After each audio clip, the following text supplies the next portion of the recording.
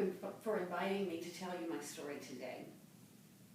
Yeah, the Birmingham Veterans Affairs Medical Center is actually a big part of my story. Just a few months after my suicide attempt and the beginning of my life with blindness, I came to work here at the Southeastern Blind Rehab Center in Building Z.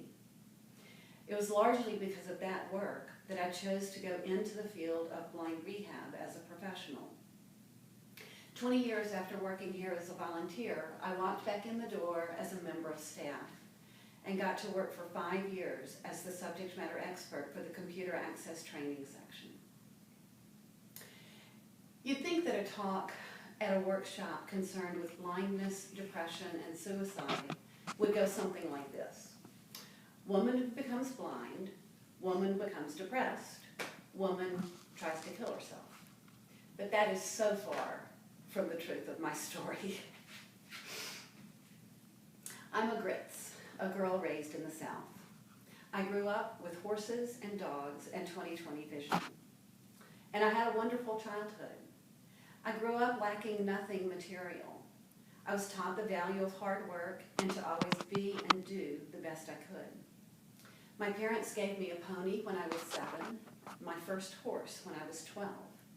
I went to summer camp where I won medals and trophies and was twice awarded my silver letter, meaning that I had been judged a girl of sterling character by my peers. In those days, we had sororities in high school, and I was invited to join one of the oldest and most prestigious. I was even elected an officer my senior year. I graduated with honors from the University of the South. But material wealth, awards, and trophies weren't enough. They can never be enough. What I've learned since my suicide attempt and the beginning of my life with blindness is far more valuable. I've learned that it's not only possible to redefine yourself, it can be one of the greatest things in life. I've learned that we don't know how much courage and determination we're capable of until we're called on to use it.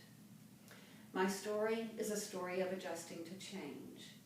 It's the story of rebuilding life after a traumatic event that upends your world of hopes, dreams, and expectations.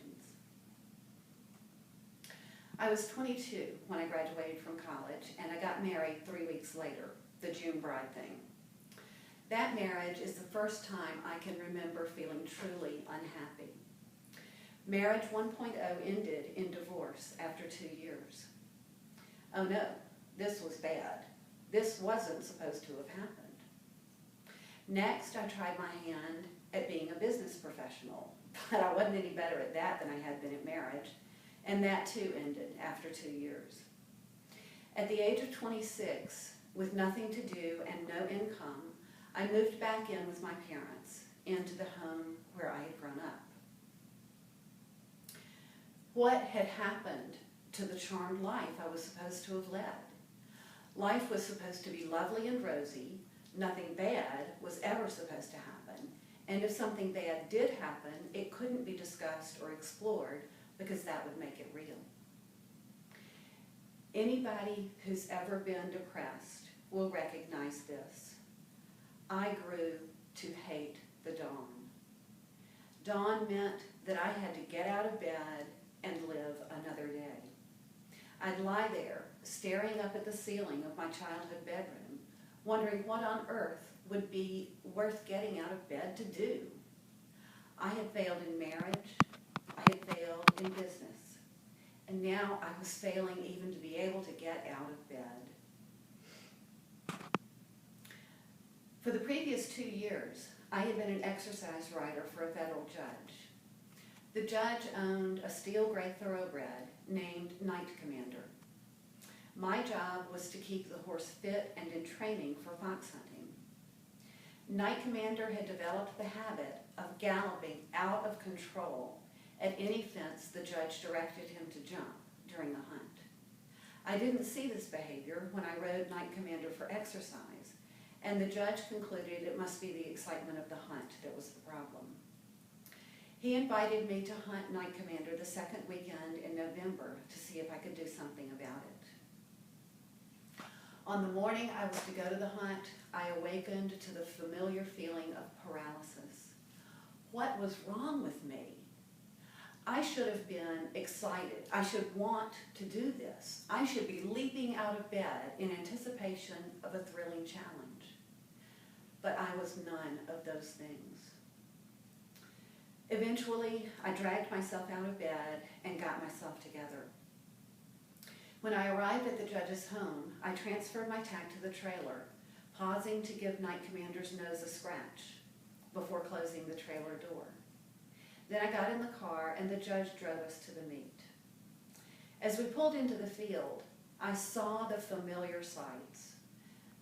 Members of the hunt staff in their scarlet coats. Yes, they really do wear scarlet coats. Members of the hunt wearing black coats, some with the hunt colors on their collars. As I emerged from the car, I heard the familiar sounds. Greetings and laughter filled the air. Horses snorted and whinnied. All of it familiar, yet all utterly alien. I didn't feel a part of it. I felt isolated. I felt alone. After the judge backed Night Commander out of the trailer, he saddled him while I drew on his bridle. Night Commander was a big horse, standing 17 hands 1 inch. But I had mounted him no problem for over 2 years. That day, though, getting myself in the saddle felt like climbing a mountain. I struggled, and slowly, oh so slowly, I dragged myself into the saddle. Placing a hand on my boot, the judge looked carefully into my eyes and said, "Are you going to be okay?" I didn't answer. I just nodded, gathered Night Commander's reins, and moved off to join the hunt. The huntsman sent the pack to cover to draw for a fox. They shot off in ever-widening circles, and soon, with the hounds in full cry, we were off. We galloped across a field and approached the first fence. I wasn't sure what I was going to do if Night Commander tried to rush the fence, but I trusted my instincts. One thing I needed, though, was space. Tightening my hands on the braided reins, I slowed down. The other horses, white, bay, chestnut, and black, flashed by, and then it was time. Tightening my legs, I leaned forward and gave Night Commander some rein. We gathered speed. As we approached the fence, Night Commander threw his head in the air, set his jaw against the bit, and tried to rush the fence. I had no control at all. Standing in the stirrups, I leaned as far forward as I dared and yanked down hard on the right rein. That got his attention. Back in the saddle, I collected the horse by driving forward with my legs and seat and resisting slightly with my hands. Night Commander gracefully vaulted the fence. At the next few fences, I followed the same routine of hanging back, but it wasn't necessary. I had cured Night Commander of rushing his fences. As I approached the meet, I unbuckled my helmet and tucked it under my arms. The judge came forward and took Night Commander's reins in his hands. "I did it," I said, and then I dismounted. The instant my feet hit the ground, every shred of pride and accomplishment evaporated. In the space of that instant, when my feet hit the ground, I was plunged back into my tiny world of despair. What was wrong with me? I should have been elated. I had lived up to the trust the judge had in me. I had ridden brilliantly. But all I felt was hollow. There was no joy, no satisfaction, just hollowness.